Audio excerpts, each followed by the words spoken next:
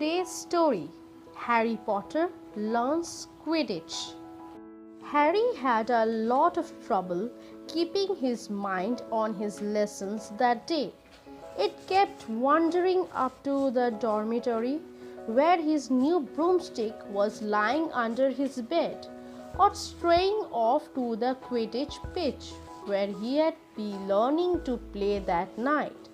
He bolted his dinner that evening without noticing what he was eating and then rushed upwards with Ron to unwrap the Nimbus 2000 at last. How Ron shied as the broomstick rolled onto Harry's bedspread. Even Harry, who knew nothing about the different brooms, thought it looked wonderful, sleek and shiny with a mahogany handle. It had a long tail of neat, straight twigs and Nimbus 2000 written in gold near the top.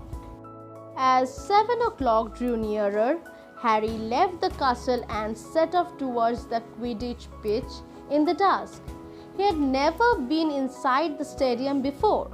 Hundreds of seats were raised in stands around the pitch so that the spectators were high enough to see what was going on. At either end of the pitch were 3 golden poles with hoops on the end. They reminded Harry of the little plastic sticks Muggle children blew bubbles through, except that they were 50 feet high. Too eager to fly again to wait for wood, Harry mounted his broomstick and kicked off from the ground. What a feeling! He swooped in and out of the goal post and then sped up and down the pitch. The Nimbus 2000 turned wherever he wanted at the lightest touch. "Hey Potter, come down!" Oliver Wood had arrived. He was carrying a large wooden crate under his arm. Harry landed next to him. "Very nice," said Wood, his eyes glinting. "I see what McGonagall meant. You really are a natural. I'm just going to teach you the rules this evening. Then you will be joining team practice 3 times a week." He opened the crate. Inside were 4 different sized balls. "Right," said Wood. "Now Quidditch is easy enough to understand, even if it's not too easy to play. There are 7 players on each side. 3 of them are called chasers." "3 chasers," Harry repeated as Wood took out a bright red ball about the size of a football. "This ball's called the quaffle," said Wood. "The chasers throw the quaffle to each other and try and get it through one of the hoops to score a goal. 10 points every time the quaffle goes through one of the hoops. Follow me." The chasers throw the quaffle and put it through the hoops to score, Harry recited. "So that's sort of like basketball on broomsticks with 6 hoops, isn't it?" "What's basketball?" said Wood curiously. "Never mind," said Harry quickly. "Now there's another player on each side who's called the keeper. I'm keeper for Gryffindor. I have to fly around our hoops and stop the other team from scoring." 3 chasers, 1 keeper," said Harry, who was determined to remember it all. "And they play with the quaffle." "Okay, got that. So what are they for?"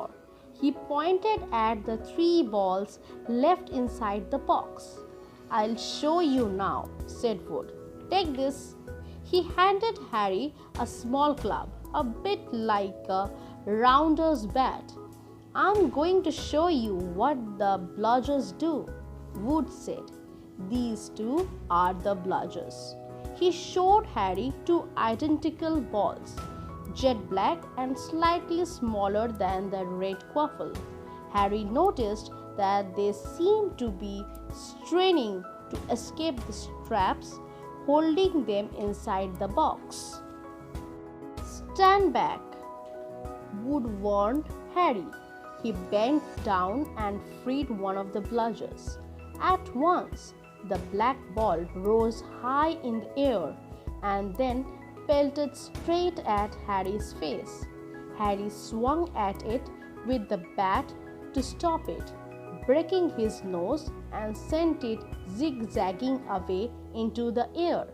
It zoomed around their heads and then shot at Wood, who dived on top of it and managed to pin it to the ground.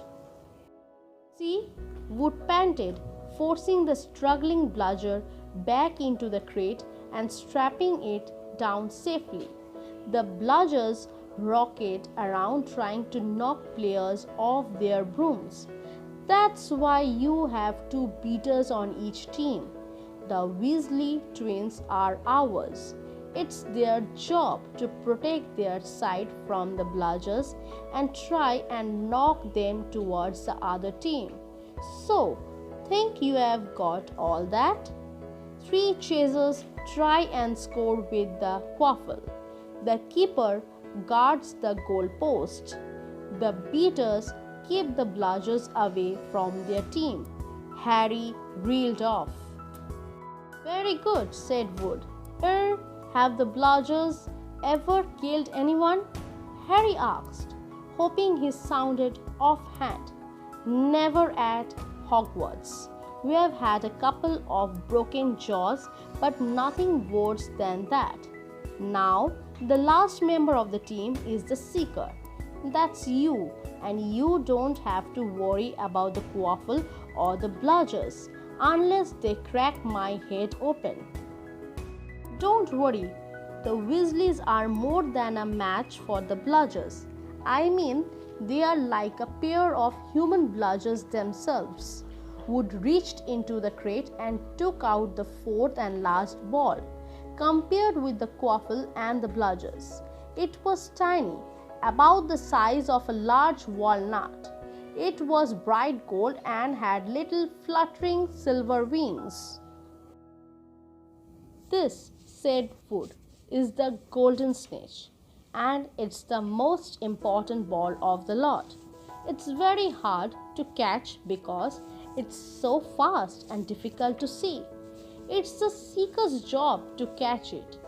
You have got to weave in and out of the chasers, beaters, bludgers, and quaffle to get it before the other team's Seeker, because whichever Seeker catches the snitch wins his team an extra 150 points. So they nearly always win. That's why Seekers get fouled so much. A game of Quidditch only ends when the snitch is caught, so it can go on for ages. I think the record is 3 months. They had to keep bringing on substitutes so the players could get some sleep." "Well, that's it. Any questions?" Harry shook his head. He understood what he had to do. All right. It was doing it that was going to be the problem.